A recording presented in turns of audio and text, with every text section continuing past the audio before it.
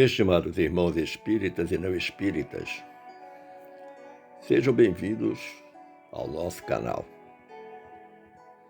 Inscreva-se, compartilhe, avalie.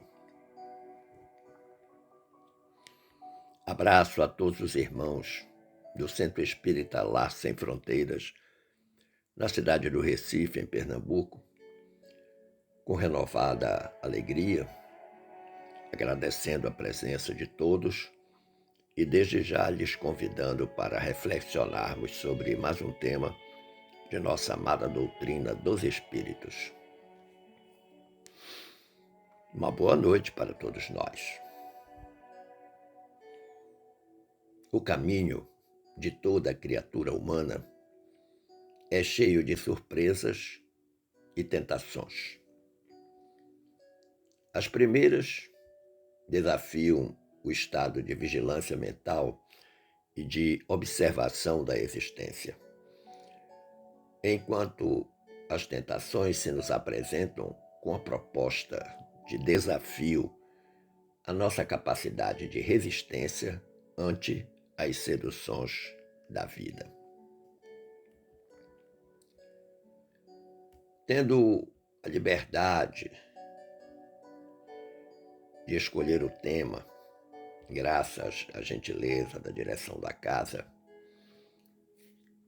optei pelo assunto acerca da postura humana ante a tentação. Então vamos conversar um pouco sobre, diante da tentação, vigiai e orai. E a esse propósito, manda-lhes dizer a benfeitora Glorinha: os maiores desafios da existência situam-se no campo do enfrentamento das tentações. Sedutoras e envolventes, elas são capazes de levar o homem às mais inusitadas decisões, sempre tomadas sob o impulso da vantagem imediatista. Como de praxe, buscamos uma base evangélica e uma base doutrinária, e a nossa base evangélica vem de dois evangelhos distintos, de Mateus e de Marcos.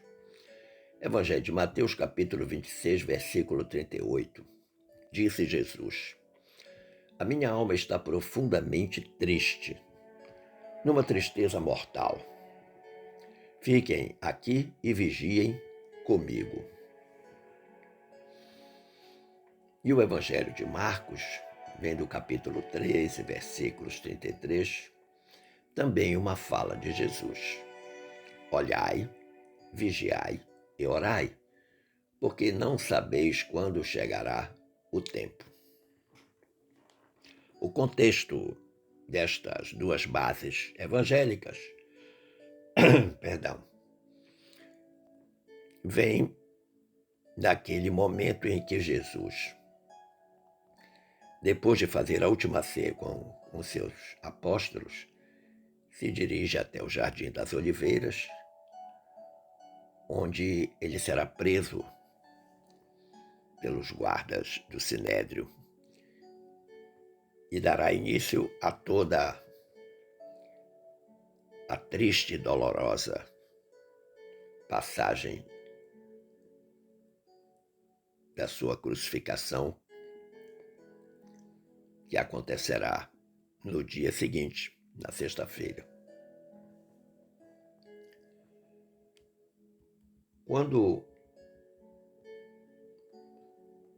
Quando nós lemos a obra O Evangelho de Chico Xavier, o próprio encarnado, na lição 310, intitulada Tentações,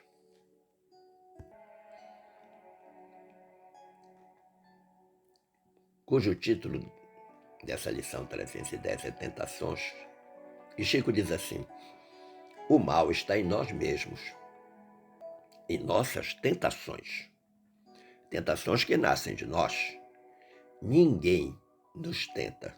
Nós é que somos tentados por nós mesmos. Olha que interessante.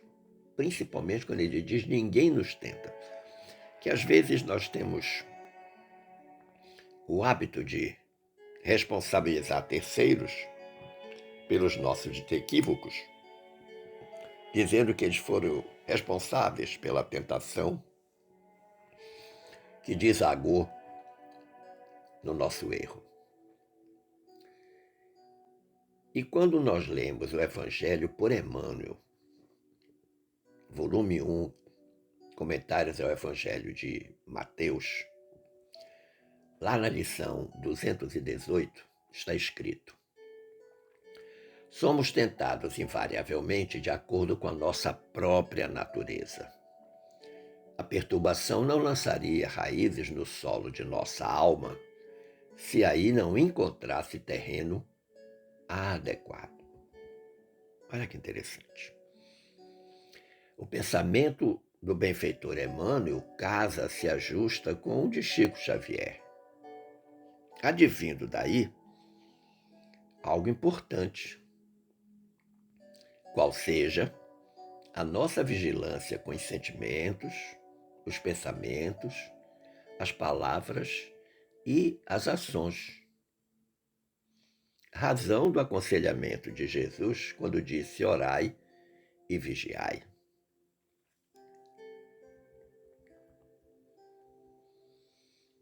O contexto evangélico de Mateus, que nós falamos anteriormente, no capítulo 36, versículos 38 a 41,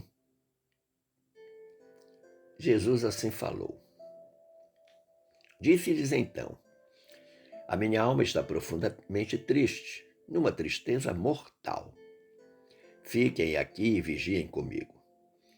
Depois voltou aos seus discípulos e os encontrou dormindo. Vocês não puderam vigiar comigo nem por uma hora? Perguntou ele a Pedro.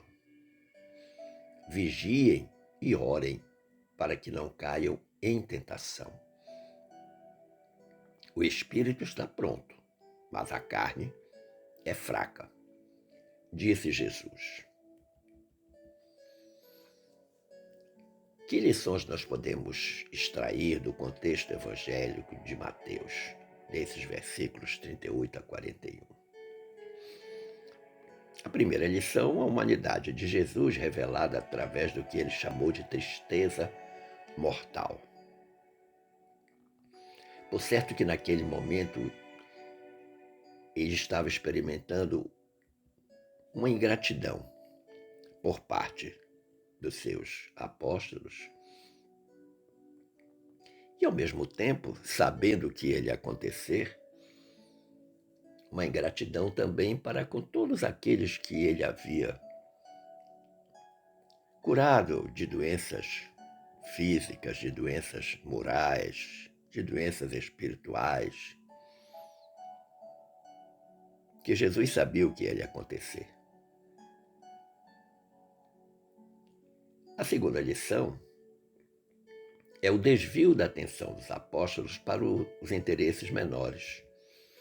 E mais uma vez a ingratidão e o descaso se aposta daqueles que acompanhavam o mestre, e por certo que já o conheciam, pelo menos um pouquinho, mas não obstante estarem com ele há 3 anos, no périplo de todas as suas andanças ali naquela região, e testemunhando tudo o que Jesus havia feito, ainda assim, eles acabaram dormindo e não estando com Jesus, talvez numa das horas que mais Jesus precisasse deles.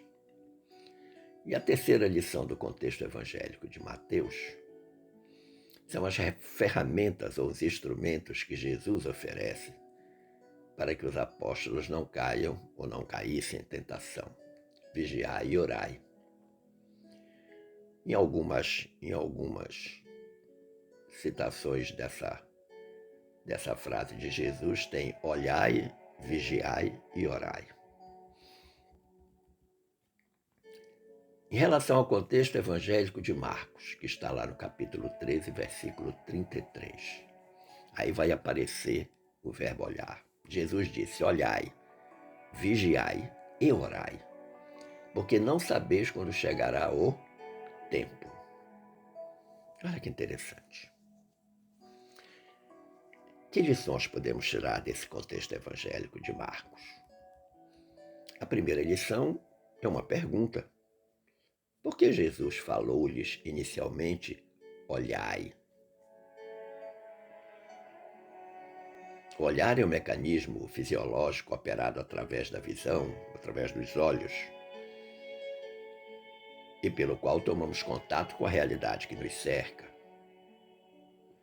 Mas é importante nós entendermos que não vemos apenas com os olhos, vemos também com o coração. Segundo o benfeitor Emmanuel, no capítulo 87 da obra Vinha de Luz, olhai reflete a ação determinada pelo verbo olhar, que significa examinar, ponderar, refletir, para que a vigilância não seja incompleta. Então, este olhar de Jesus tem a ver com a vigilância que cada um de nós precisa manter. Discernir é a primeira preocupação da sentinela, daquele que está vigiando. Ora, o que faz a sentinela? Vigia, dirão todos, acertadamente. Ora, esta sentinela precisa discernir sobre o que ele está vendo do seu posto de vigilância. Isso é fundamental, é imprescindível. Ele não pode ter dúvidas em relação ao que está vendo durante a sua guarda no posto de vigilância. E do ponto de vista espírita, o que significa essa vigilância? O que significa esse discernimento? Todo espírita precisa discernir, eu diria até mais do que espírita, todo cristão, todo ser humano, precisa discernir entre os bons e os maus sentimentos, os bons e os maus pensamentos, as boas e as más palavras, as boas e as más ações. Para isso, o olhar, a vigilância, deve estar relacionada com os padrões do Evangelho de Jesus. Porque são esses padrões que hão de garantir segurança na tarefa da vigilância. Vejamos agora o significado de vigiar e orar segundo o Espiritismo. A primeira parte da exortação de Jesus, quando ele disse vigiai, nos convida a estar atentos e vigilantes em relação aos nossos pensamentos e à nossa vida espiritual. Isso implica em estarmos conscientes dos desafios e das tentações que podem nos desviar do caminho reto. Vigiar não significa apenas estar alerta, atento para as influências externas, mas também e principalmente estar consciente para o que nos ocorre internamente, com os nossos pensamentos, nossas palavras, as nossas ações, os nossos sentimentos, garantindo que todos eles estejam alinhados com os princípios divinos. Observemos que a vigilância espiritual é um chamado à autoavaliação contínua. Por isso, nós precisamos constantemente avaliar nossas ações, identificar e confrontar os maus hábitos e as tendências ocultas em nossa vida. Sim, porque todos nós As temos. O benfeitor Emmanuel, no capítulo 3 da obra Palavras de Vida Eterna, em 2 parágrafos, ele explica muito bem essa questão. Emmanuel diz assim: vigiar não quer dizer apenas guardar. Significa também precaver-se e cuidar. E quem diz cuidar, afirma igualmente trabalhar e defender-se. Olha que interessante. Então é um conceito ampliado de vigiar. E o segundo elemento desse capítulo 3 da obra Palavras de Vida Eterna, o Emmanuel diz assim: orar a seu turno não exprime somente adorar e aquietar-se, mas acima de tudo, comungar com o poder divino, que é crescimento incessante para a luz, e com o divino amor, que é serviço infatigável no bem. Olha que interessante. Nos 2 parágrafos nós temos um elemento comum. Servir, igualmente trabalhar, no primeiro parágrafo, e serviço infatigável, no segundo. Então, diante da tentação do vigiar e orar, o elemento chave parece ser o servir.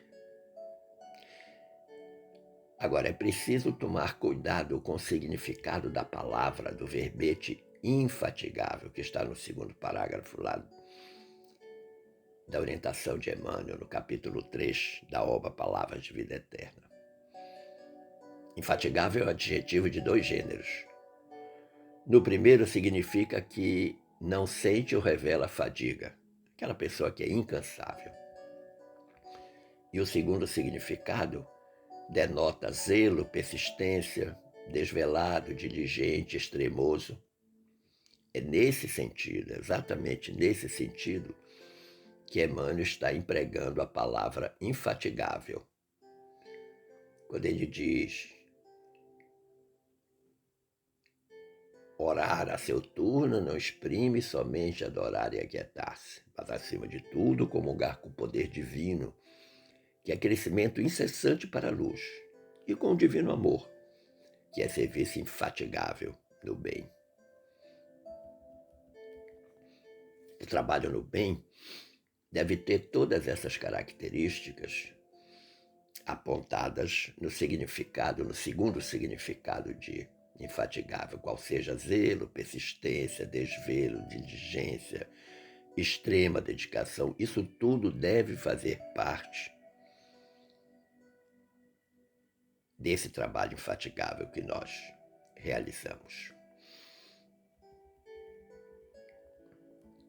Conclusivamente, meu amigo, minha amiga,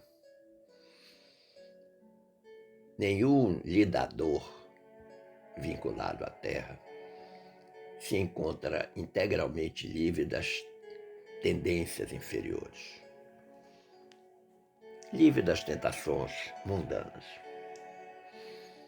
Todos nós, ante a sublimidade do Cristo, somos alma em libertação gradativa, buscando a vitória sobre nós mesmos, dia após dia, conquistando isso na luta contra as nossas inferioridades. Agora que evidentemente que essa vitória implica no enfrentamento das tentações, que por certo nos aparecerão a todo instante. Um enfrentamento com dignidade crística, sem alarde nem estresse, mas com fé e confiança, com força e coragem, com discernimento e persistência. Esses são elementos essenciais nesse enfrentamento à tentação. Eu me recordo que no ano de 1973, fazendo uma patrulha fluvial no navio da Marinha do Brasil, eu encontrei numa comunidade indígena um sacerdote que cuidava daquela comunidade, Padre Paulo, E ele, certa vez, numa conversa com a gente, eu perguntei para ele: Padre, o que é pecado? E ele me respondeu: é a negociação mal sucedida com a tentação. A tentação existe. Nós não podemos negociar com ela, mas enfrentá-la cristicamente. Esse é o grande X da questão. E o caminho correto já foi indicado por Jesus. Vigiai e orai quando estiverdes diante da tentação. Agradecendo o carinho, da atenção e das boas vibrações dispensadas, eu espero ter colaborado para o entendimento com o tema e despeço-me deixando-lhes um forte abraço.